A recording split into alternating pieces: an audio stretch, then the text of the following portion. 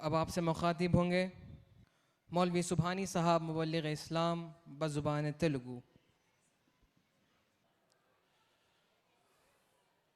अशहदु अल्ला इलाहा इल्लल्लाहु वहदहु ला शरीका लह व नशहदु अन्ना मुहम्मदन अब्दहु व रसूलह अम्मा बाद फ़अऊज़ु बिल्लाहि मिनश शैतानिर रजीम बिस्मिल्लाहिर रहमानिर रहीम वमा अर्सलनाका इल्ला रहमतल लिल आलमीन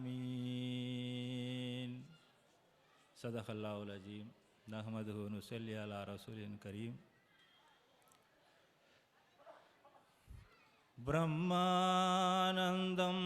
परमसुखदं केवलं ज्ञानमूर्तिं द्वन्द्वातीतं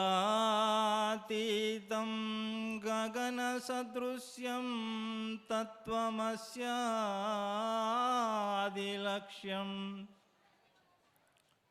एकं नित्यं विमलवचनं सर्वादिसाक्षिभूतं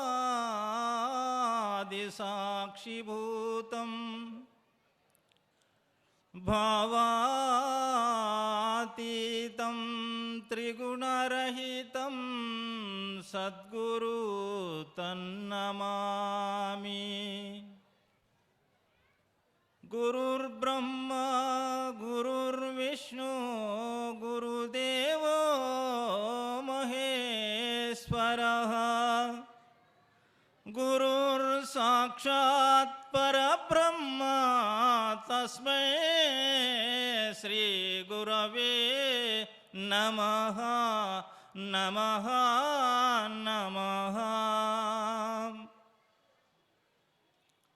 सद्भक्तुलारा, విశ్వశాంతి ప్రేమికులారా,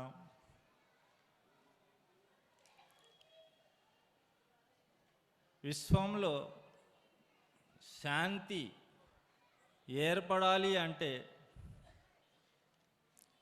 మానవులకు ఏమి కావాలి?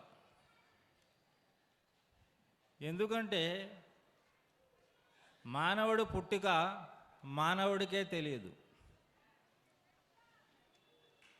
మానవుడి పుట్టుక భగవంతుడికి తెలుసు.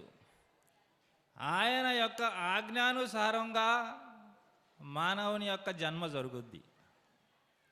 అలాగే మానవుడు అంతిమ యాత్ర కూడా అతనికి తెలియదు.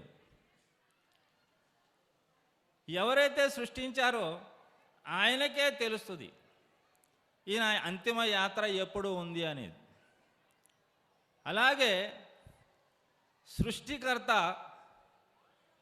తన యొక్క పరిచయాన్ని సర్వ మానవులకు తెలియజేయటం కోసం ఈ భూమండలం మీద ఎంతోమంది అవతార పురుషుల్ని, మునుల్ని, ఋషుల్ని, పండితుల్ని, మేధావులను పుట్టించాడు. ఎందుకంటే మనం ఇప్పుడు భారతదేశంలో ఉన్నాం. ఈ భారతదేశం ఆధ్యాత్మిక దేశం, ధర్మ సంపన్న దేశం. సర్వ మానవులు ధర్మాన్ని ఆచరించేవారు ఉన్నారు ఇక్కడ. సర్వ ధర్మాల వాళ్ళు ఉన్నారు ఇక్కడ. అనేక ధర్మాల వాళ్ళు ఉన్నారు ఇక్కడ. కానీ యథార్థమైన ధర్మాన్ని తెలుసుకుని ఎప్పుడైతే మానవుడు ఆచరణ చేస్తాడో అప్పుడే వాడి జన్మ ధన్యమవుతుంది. దానికోసం మునులు, ఋషులు, అవతార పురుషులు వచ్చి మానవుల్ని తన యొక్క జన్మ యొక్క రహస్యాన్ని, తన జన్మ సార్థకత ఏ విధంగా అవుతుంది అనే దాని గురించి వివరించారు. దానికి ప్రమాణంగా మన భారతదేశంలో 9 అవతారాలు ఉన్నాయి. 10వ అవతారం రావాలని ఉంది. మత్స్య, కూర్మ, వరాహ, నరసింహ, వామన, భార్గవ, రాఘవ, కృష్ణ బౌద్ధ అవతార అనంతరే కల్కి అవతారం. ఈ 9 అవతారాలు చెప్పుకుంటున్నాం, తెలుసు అందరికీ. కానీ కల్కి అవతారం గురించి తెలియదు. ఆ కల్కి అవతారం గురించి చెప్పటానికి మళ్ళీ అదే అవతార పురుషులు మళ్ళీ రావాల్సి వస్తుంది. ఎందుకంటే సృష్టి ధర్మం. సృష్టిలో గాలి వీస్తూనే ఉంటుంది. సూర్యుడు వచ్చాడు, మళ్ళీ చీకటి వచ్చింది, మళ్ళీ ఉదయమే మళ్ళీ సూర్యుడు రావాలి, తప్పదు. ఇది కార్యాచరణ, ఇది ప్రకృతి సిద్ధం, ఇది ప్రకృతి యొక్క నియమం.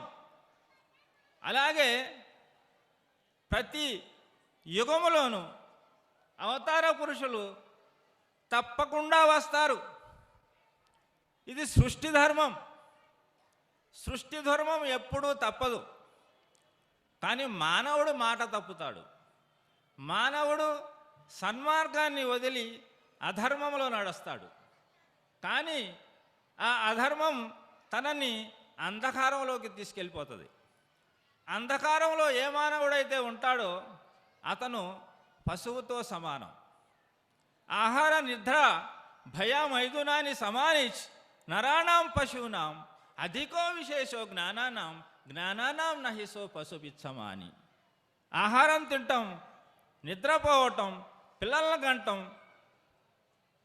పశువు చేస్తుంది, మానవుడు చేస్తాడు. కానీ మానవుడికి జంతువుకి తేడా ఏంటి? జ్ఞాన సంబంధం. అధికమైన విశేషమైన జ్ఞానం మానవుడికే ఇచ్చాడు. సృష్టిలో 84 లక్షల జీవరాశులు ఉన్నాయి. ఏ జీవరాశికి జ్ఞాన సంబంధం లేదు. జ్ఞాన సంబంధం ఓన్లీ మానవుడికే ఉంది. అందుకే బ్రహ్మంగారు చెప్తున్నాడు, ఈ జన్మ మిక దుర్లభమురా ఓరి సా జన్మ సాకార సద్గురుని కనరా. ఈ జన్మ ఎంతో ఉత్తమమైన జన్మ. ఈ జన్మను వృధా చేసుకోమాకండి. ఈ జన్మను సార్థకత చేసుకోండి. ఈ జన్మకు ముక్తిని మోక్షాన్ని ఇవ్వండి. ఎవరి ద్వారాగా? గురువు ద్వారాగా. అందుకనే గురుర్ బ్రహ్మ, గురు విష్ణు, గురు దేవో మహేశ్వర, గురుర్ సాక్షాత్ పరబ్రహ్మ, తస్మై శ్రీ గురువే నమః. ఆ శ్రీ గురు, ఆ పరం గురు, ఆ పరంధాముని, ఆయనకే నమస్కారం, ఇంకెవరికీ లేదు నాయన. ఆయనకి నమస్కరించాలి, ఆయన్ని తెలుసుకోవాలి. అప్పుడే మానవుడికి ముక్తి మోక్షం లభిస్తుంది. ఎందుకంటే భారతదేశంలో ఎన్నో కులాలు మతాలు ఉన్నాయి, అలాగే అనేకమైన భాషలు ఉన్నాయి. కానీ మానవుల్లో 2 జాతులు ఉన్నాయి. ఒకటి స్త్రీ, ఒకటి పురుషుడు. ఎందుకంటే నా చర్మణో నా రక్తస్య మాంసాస్త్యాస్తినః నా ఆత్మానోం జాతి వ్యవహార ప్రకల్పిత. నీ శరీరానికి కానీ, నీ అస్థి పంజరానికి కానీ, నీ రక్తానికి కానీ నేను కులము మతము పెట్టలేదు. వ్యవహార ప్రకల్పిత. వ్యవహారం కోసం మానవుడు కల్పించుకున్నాడు. కానీ మానవుడి యొక్క సృష్టి భగవంతుడు సమానంగానే సృష్టించాడు. కులము మతంతో సృష్టించలేదు. కానీ మానవుడు పెట్టుకున్నాడు ఇవన్నీను.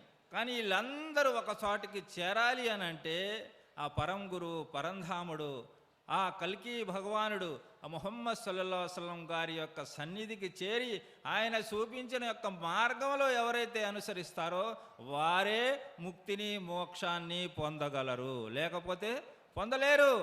ఎందుకంటే ఆ పరం గురువు పరంధాముడు రావటానికి మన భారతదేశంలో 4 వేదాలు ఉన్నాయి. ఋగ్వేదం, యజుర్వేదం, సామవేదం, అధర్వణ వేదం. అలాగే 2 గీతోపదేశాలు ఉన్నాయి, శివగీత, భగవద్గీత. అట్లాగే 18 పురాణాలు ఉన్నాయి, 6 శాస్త్రాలు ఉన్నాయి. శాస్త్రాధారంగా చూడాలి. శాస్త్రాధారం లేకుండా మనం చూస్తే మనకి అర్థం కాదు. ఎందుకంటే భగవంతుడు మానవుడికి ఎంతో చక్కటి జ్ఞానాన్ని ఇచ్చాడు. ఆ జ్ఞానాన్ని ఉపయోగించాలి, ఆ జ్ఞానాన్ని తెలుసుకోవాలి. ఆ జ్ఞానం తెలుసుకుంటానికి గురు రూపంలో ఎంతోమంది అవతార పురుషులు వచ్చి జ్ఞానాన్ని బోధించారు. ఇప్పుడు మనం కలియుగంలో ఉన్నాం. ఎలాగైతే 4 యుగాలు ఉన్నాయి మనకి: నికృతాయుగం, త్రేతాయుగం, ద్వాపరయుగం, కలియుగం. 4 యుగాలు ఉన్నాయి. మరి మొదటి యుగం నికృతాయుగం 17 లక్షల సంవత్సరాలు జరిగిపోయింది. మరి త్రేతాయుగం 12 లక్షల సంవత్సరాలు జరిగిపోయింది. మరి ద్వాపరయుగం 8 లక్షల సంవత్సరాలు జరిగిపోయింది. ఇప్పుడు కలియుగంలో ఉన్నాం. ఈ కలియుగం 4వ పాదంలో ఉన్నాం. పాదాలు 1, 2, 3, 4 అలా కాదు. ఇది 1వ పాదంలో ఉన్నాం. మనం 1వ పాదంలో ఉన్నామంటే చివరి పాదంలో ఉన్నాం. అట్లాగే 4వ యుగంలో ఉన్నాం మనం. ఆ 4వ యుగం కలియుగం. ఈ కలియుగము మహాపాపయుగము. ఈ పాపయుగంలో ఈ పాపాన్ని నుంచి దూరం కావటానికి ఆ కల్కి అవతారాన్ని తెలుసుకున్నప్పుడే ప్రతి మానవుడు ముక్తిని, మోక్షాన్ని పొందగలుగుతాడు. అలాగే ఈ కలియుగం యొక్క కాల ప్రమాణం ఎంత? 4,32,000 సంవత్సరాలు. ఈ 4,32,000 సంవత్సరాల్లో జరుగుతుంది ఎంత? ఇప్పుడు 5,124 సంవత్సరం. ఇంకా ఎంత ఉంది? చాలా ఉంది. చాలామంది మేధావులు టీవీల రూపంలో, యూట్యూబ్ రూపంలో ఎక్కడో సాట వాళ్ళు కలియుగం అంతమైపోయింది, ఇక ఎన్నో ప్రళయాలు వస్తాయి, ఇక భూమండలం మొత్తం, మా జాతి మొత్తం నాశనం అయిపోద్ది అని ఎన్నో మాటలు వింటూ ఉంటాం, చెప్తూ ఉంటారు. కానీ భగవంతుడి యొక్క సృష్టి, తన యొక్క నిర్ణయం, ఆ కాల ప్రమాణం ఎలా అయితే 3 యుగాలు జరిగిపోయినాయో అలాగే 4వ యుగం కూడా కంపల్సరీగా జరగాల్సిందే. ఇది దైవ నిర్ణయం, తప్పదు ఇది. ఆ దైవ నిర్ణయం దైవత్వంలో ఏదైతే ఉందో అది జరుగుద్ది తప్పకుండా. కానీ మానవుడు తన జ్ఞానానుసారంగా తను తెలుసుకోవలసిన విషయాలు ఎన్నో ఉన్నాయి. అలాగే కలియుగంలో ఉన్నాం మనం. ఈ కలియుగం 4,32,000 సంవత్సరాలు ఇప్పుడు జరుగుతుంది. 5,124వ సంవత్సరం. బ్రహ్మంగారు దీన్ని బట్టి చెప్పాడు: కల్లాయుగము 5,000 ఏండ్ల లోపల కల్కి రూపుడు తల్లి వచ్చేనమా, ఎల్లా లోకములు ఏలుచు చతుర్యుగమున ధర్మంబు సల్పేనమా.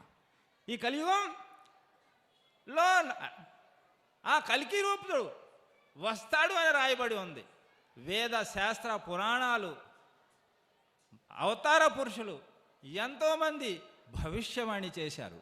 ఆ భవిష్యవాణిలో బ్రహ్మం గారు కూడా కాలజ్ఞానంలో ఎట్టాగైతే మన కర్ణాటక వెళ్ళిపోదాం, కర్ణాటకలో 12,000 కాలజ్ఞానాలు బసవేశ్వర మహారాజు గారు రాశాడు.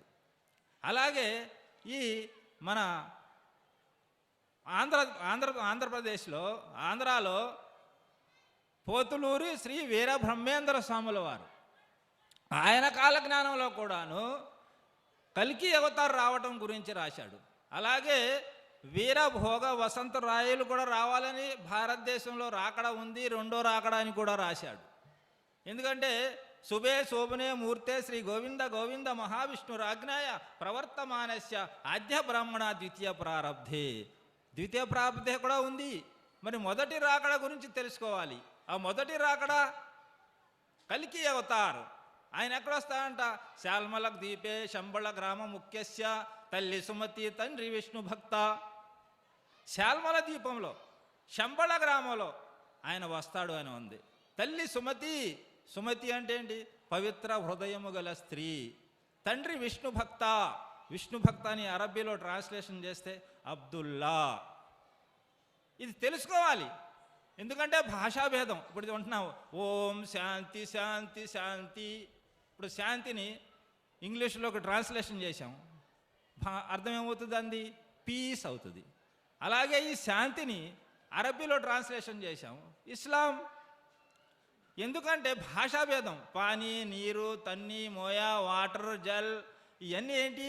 ఒక్కొక్క స్టేట్కి ఒక్కొక్క భాష ఉంది, అట్లాగే ఒక్కొక్క ప్రాంతానికి ఒక్కొక్క భాష ఉంది, కానీ వస్తువు ఒకటే. అలాగే సర్వ మానవులకు సృష్టికి ఆ సృష్టికర్త ఒక్కడే. ఏకో యవో ద్వితీయే తస్థేన బ్రహ్మ నా విష్ణు అగ్ని సూర్య చంద్ర తారక. ఈ భూమి, ఆకాశం, సూర్యుడు, చంద్రుడు, ఈ తారలు పుట్టక ముందు నుంచి నేను ఒక్కడిని, ఇద్దరు కాదు అని అంటున్నాడు. ఆ ఒక్కడైన పరంధాముణ్ణి, ఆ పరమాత్ముణ్ణి తెలుసుకోవటానికి ఎన్నో మన ముందు ఉన్నాయి, ఎన్నో సాక్ష్యాధారాలు మనకి ఉన్నాయి. కానీ ఆ సాక్ష్యాధారాల ఆధారంగా ఎవరైతే ఆ కల్కి అవతార్ ముహమ్మద్ సల్లల్లాహు అలైహి వసల్లం గారిని ఎవరైతే తెలుసుకుంటారో, ఆయన తీసుకొచ్చిన మహామంత్రాన్ని ఎవరైతే జపిస్తారో వారు ముక్తిని, మోక్షాన్ని పొందుతారు. ఇది యథార్థము. కాదని ఎగతాళు చేయవారు నశింతురు. ఇది యథార్థము. బ్రహ్మంగారు చెప్పారు, చెప్పలేదంటనకపోయేరు నరులారా, గురుని చేరు మ్రొక్కితే బ్రతుక నేర్చేరు. తప్పదిదిగో గురుని వాక్యము, తప్పుదోవల బోవువారలమరింగు శక్తులు. ఎప్పుడో ఏ వేళను గుప్పు గుప్పున దాటి పొయ్యడి గుర్ర పడుగులేర్పడును. నందామయ గురుడు నందామయ, ఆనందదేవికి నందామయ. ఆరు మతములు నొక్కటవును, ఆకాశము ఎర్రనవును. చెప్పలేదంటనక పొయ్యేరు నరులారా, గురుని చేరి మ్రొక్కితే బ్రతుక నేర్చేరు.